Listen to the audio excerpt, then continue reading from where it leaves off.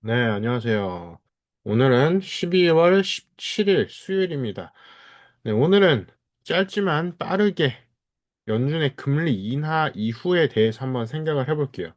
오늘 함께 공부해볼 주제는 바로 좋은 인하와 나쁜 인하를 가르는 세 가지 숫자, 이거에 대해서 함께 보도록 할 텐데요. 바로 보도록 할게요.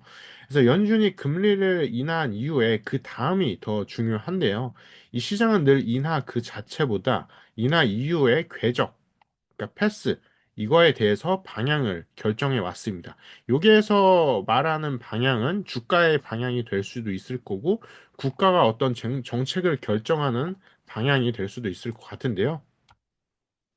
자, 그러면 이번 금리 인하의 본질부터 한번 생각을 해볼게요. 자, 이번 인하는 경기 부양용 인하. 그러니까 코로나 때 경기 부양을 위해서 막 인하를 했다. 그것보다도 긴축을 좀 끝내고 중립으로 돌아가는 조정이다. 그래서 internal normalization, 이 normalization, 예, 가 중간지대로 조금 돌아가려는 성격이 좀 더 크다라고 볼 수 있습니다. 그래서 과거에 인플레이션 2022년도부터 3년도의 위기 구간은 이미 통과했고 고용 고용 부분에 있어서는 둔화는 있지만 붕괴 정도는 아직 아니다. 그리고 소비와 기업 이익에서는 느려지되 꺾이진 않았다라고 보고 있습니다. 그래서 위기를 막기 위한 인하라기보다도 과도한 제약을 덜어내는 인하라고 볼 수 있습니다. 그래서 이러한 차이가 시장을 가르는데 여기에는 과도한 제약은 바로 AI와 좀 연결이 될 수가 있겠죠. 여기에는 과도한 제약 플러스 과도한 투자도 포함될 수 있습니다. 자, 그럼 앞으로 연준은 무엇을 볼까? 그리고 무엇을 할까를 생각을 해봤을 때 연준은 이제 금리 자체보다 이 배경 숫자, 여기에 배경 숫자는 역시나 AI겠죠? AI에 대한 뭐 투자 배경, 뭐 그런 숫자를 보게 될 테고, 그 외에 다른 숫자들도 있을 텐데, 함께 보도록 해볼게요. 자, 연준이 집요하게 볼 세 개의 숫자. 첫 번째, 코어 PC입니다. 근원 개인 소비 지출 물가인데요. 목표는 연 2%고 관건은 속도가 아니라 방향의 지속성입니다. 그러니까 이 목표를 이루기 위해서 지속적으로 물가를 잡을 수 있느냐, 그거에 대한 얘기가 될 테고요. 실업률과 두 번째로 실업률과 신규 고용 추세입니다. 그래서 급등하면 나쁜 인하가 될 거고, 급등하지 않으면 좋은 인하가 되겠죠. 완만한 상승이면은 관리가 가능한 둔화다. 그래서 완만하게 상승하거나 되도록이면 실업률이 낮아지고 신규 고용 추세는 적당히 늘어나는 것을 추구하고 있겠죠. 세 번째로는 금융 여건 지수, Financial Condition인데요. 네, 주가나 회사채, 대출 조건. 그래서 이거에 대해서는 너무 완화되면 추가 인하를 멈출 확률이 높습니다. 그러니까 이게 예를 들어서 기업에서 AI 기업들이 대출을 너무 받거나 그렇게 되면은 너무 완화되면은 그럼 기업들에게 너무 많은 돈을 주게 되는 거잖아요. 그렇게 되는 경우에는 추가 인하를 멈추게 될 수 있습니다. 그래서 이것도 결국에는 넓게 말해서 금융 여건 지수라고 했는데 실제 지금 발생하고 있는 빅테크들의 그런 주가나 회사채, 대출 이것들이 다 포함되어 있습니다. 그 개인이 받는 대출도 있겠죠. 그래서 결론적으로 연준은 시장이 너무 앞서가지 않게, 그러니까 주식 시장이 너무 앞서가지 않게 이 조절을 하려고 한다. 그런 부분에 있어서 금리 인하를 생각하고 있다고 볼 수 있고요. 자, 그럼 세 가지 시나리오로 나눠서 볼게요. 첫 번째 시나리오는 바로 베이스 시나리오입니다. 확률이 가장 높은 부분이고요.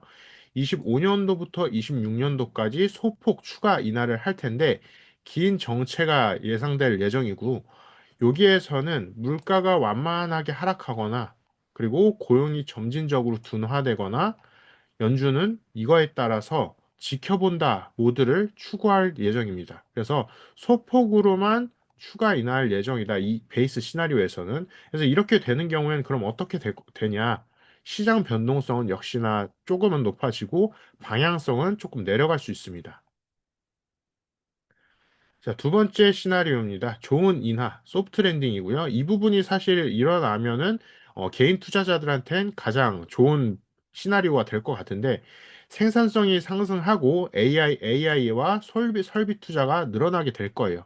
그러면서 물가 안정도 되고 성장도 함께 유지되는 그런 시나리오죠. 굉장히 좋은 시나리오죠. 네. 이런 경우가 좋은 금리 인하가 될 것이다. 그래서 이런 경우에는 연준이 금리 인하를 어느 정도 종료할 확률이 높고 시장은 실적 중심 장세, 그러니까 옥석 가리기가 본격적으로 시작될 확률이 높습니다. 여기에서 사실상 물가가 안정되는 거 빼고는 나머지는 어느 정도 다 일어날 확률이 높죠. 실제로 생산성은 높아지고 있고 설비 투자도 증가하고 있어요. 근데 문제는 설비 투자하는 데 있어서 돈이 너무 풀리고 회사채나 대출이 좀 늘어나고 있는 부분이 조금 금리를 인하하는 데 있어서 좀 어려운 요소가 될 것 같습니다. 자, 세 번째로는 나쁜 인하인데요. 이 부분이 어떻게 보면 개인 투자자들한테도 조금 안 좋은 부분이고 국가 차원에서도 안 좋게 될 거예요. 그래서 경기에 충격을 받는 요소가 될 텐데 고용이 급격적으로 악화되거나 급격하게 악화되는 거예요. 그리고 소비도 급감하는 거. 네. 그러니까 소비도 줄어들고 고용도 줄어들어서 기업들도 좀 악화되는 이런 경우에는 연준이 빠른 추가 인하를 할 확률이 높습니다. 왜냐하면 이게 다 안 좋아졌기 때문이죠. 소비도 안 좋아지고 돈이 안 도는 거예요. 그래서 금리를 추가적으로 빠르게 인하할 확률이 높습니다. 그래서 금리가 추가적으로 빠르게 인하되는 경우에는 고용이 악화됐구나, 소비가 급감하고 있구나라고 우리가 신호를 받아들일 수 있습니다. 그리고 시장에서는 주가 선반영 후 실물 악화가 확인될 거예요. 그래서 이미 주가가 선반영된 예를 들어서 지금 대표적으로 오라클 같은 기업들은 선반영되고 나서 지금 거의 300달러 갔다가 지금 뭐 100달러대로 내려갔죠. 그런 것처럼 실물 악화가 조금 확인되고 있어요. 그렇지만 현재 데이터죠. 예, 지금 12월 데이터 기준으로는 이 세 번째 시나리오, 나쁜 인하의 가능성은 아직 낮습니다.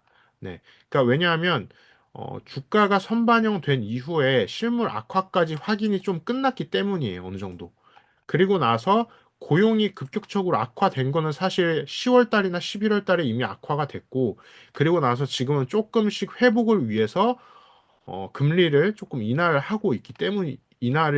좀 하고 있기 때문이죠.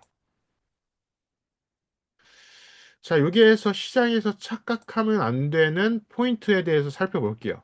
자, 우리가 금리를 인하하지 않으면은 무조건 랠리가 발생하고, 금리를 인하했을 때 무조건 랠리다. 이거는 과거의 공식인 거예요. 그래서 이걸 X 표시를 하고 한 거고, 요즘의 금리 인하는 국면을 전환하는 거다.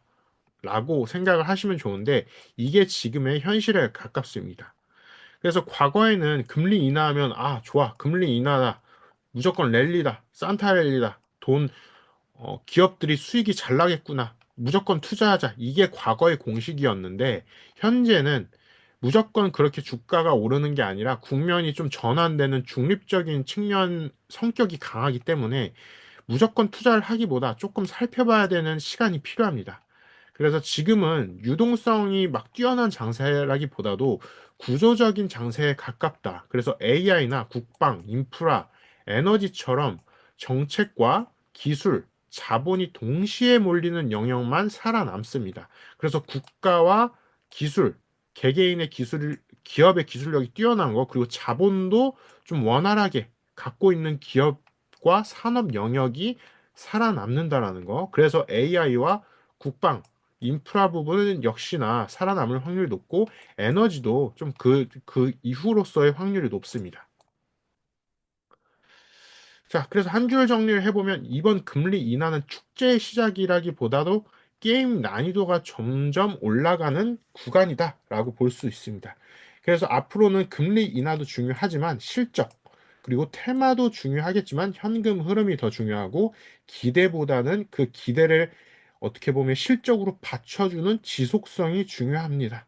네, 그래서 이 기준으로 시장을 다시 한번 다르게 봐야 될 시점이지 않을까 싶습니다.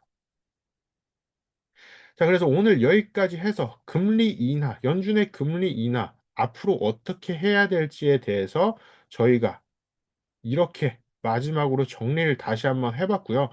투자를 하고 그리고 공부를 하는 난이도가 좀 많이 올라갔을 거예요. 그래서 실적과 현금 흐름 그리고 지속성까지 지속성을 본다라는 건 결국에는 분기별 리포트라든지 그다음에 연도별 리포트 과거 대비해서 얼마나 실적이 올랐고 현금 흐름은 괜찮고 그게 지속적으로 분기별로 유지되고 있는지 함께 계속해서 살펴봐야 될 것 같습니다. 그래서 오늘은 연준의 금리 인하 이후 시나리오에 대해서 우리가 함께 세 가지 시나리오로 나눠서 살펴봤고요. 다음에도 또 재미난 시간으로 함께 공부해 보도록 하겠습니다. 여기까지 미니 버핏 랩이었습니다. 감사합니다.